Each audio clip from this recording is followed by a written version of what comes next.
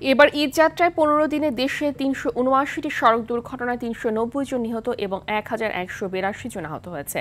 সকালে ঢাকা রিপোর্টার্স ইউনিটিতে সংবাদ সম্মেলনে এ তথ্য জানায় বাংলাদেশ যাত্রী কল্যাণ সমিতি। এবারও সবথেকে বেশি দুর্ঘটনা ঘটেছে মোটরসাইকেলে। নাজমুল হুদার সহযোগিতায় আরও জানাচ্ছেন শাকিলা করিম। গেল কয়েকদিন ধরে আশঙ্কাজনক হারে সারা দেশে বেড়েছে সড়ক দুর্ঘটনা। সোমবারও 6 জন নিহত হয়েছেন। কক্সবাজারের রামুতে বাস কাভার্ড ভ্যান মুখোমুখি সংঘর্ষে বাবা ছেলে সহ 3 জন নিহত এবং ময়মনসিংহের ভালুকায় পৃথক সড়ক দুর্ঘটনায় 3 জন নিহত হয়েছেন। এসব ঘটনায় আহত হয়েছেন অন্তত 30 জন।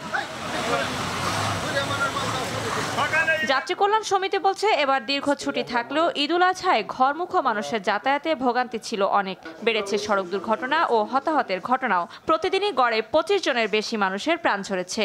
পবিত্র ঈদুল আজহায় সারা দেশে 379টি সড়ক দুর্ঘটনায় 390 জন নিহত হয়েছে, 1182 জন আহত হয়েছেন।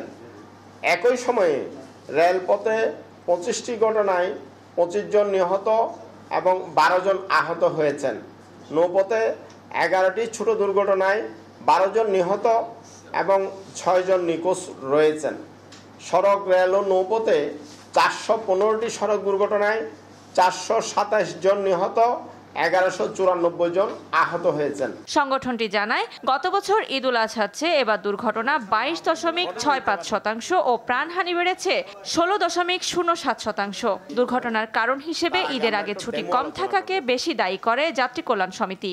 ঈদুল ফিতরে দুর্ঘটনা প্রায় 40% কমেছিল, প্রাণহানিও সমাহারে কমেছিল, কারণ যাতায়াত স্বস্তিদায়ক ছিল। যাতায়াত যদি আমি স্বস্তিদায়ক করতে পারি, দুর্ঘটনা কমে। সরকার মানে আমাদের যারা পরিচালনা করছেন, তাদের নলেজের মধ্যে থাকতে হবে আমার নাগরিকরা কি চায়। তারা ঈদে বাড়ি যেতে চায়, তার জন্য রাষ্ট্রের ব্যবস্থাপনা কি?